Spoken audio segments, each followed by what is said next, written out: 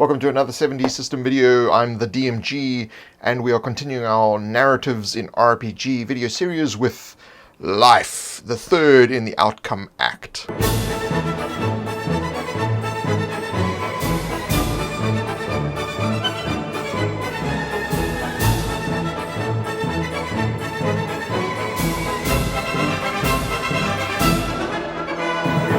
Don't forget to check me out on Facebook and Twitter /7D System. So this video is the third narrative point in the third act, the Outcome Act. And this is Life, Revive and Survive.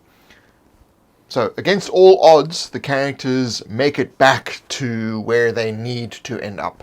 So usually it's the point of start, like the town they started in, or the city they come from, or the farm they originally came from, etc.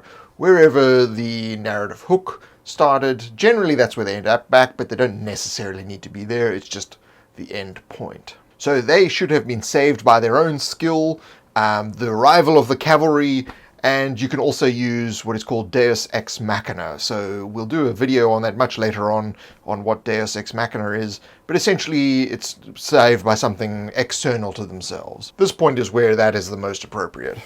So the characters are able to rest, recuperate, and heal as part of this part of the narration, and it's an opportunity to actually introduce new narrative threads at this point as well. So this is where the resurrection of the characters, so they basically came close to death in the death part of the third act, and now they are being brought back to life. And that will lead us to the final part of the narrative thread, and that is the celebration. So these do not need to be extensive parts. They are merely points along the pathway in our journey through this narrative thread. So it doesn't necessarily mean that this has to take a long time.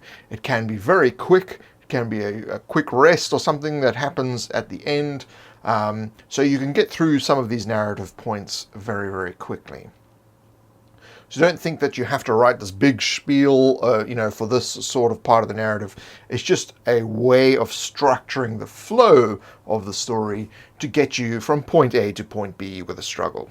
A lot of these techniques are taken from things like myths and from literature, movies, and other narrative sources, and codified to essentially work with an RPG.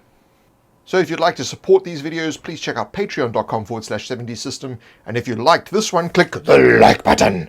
And I'll see you in the next video, the final one in the narrative thread series, which is the celebration.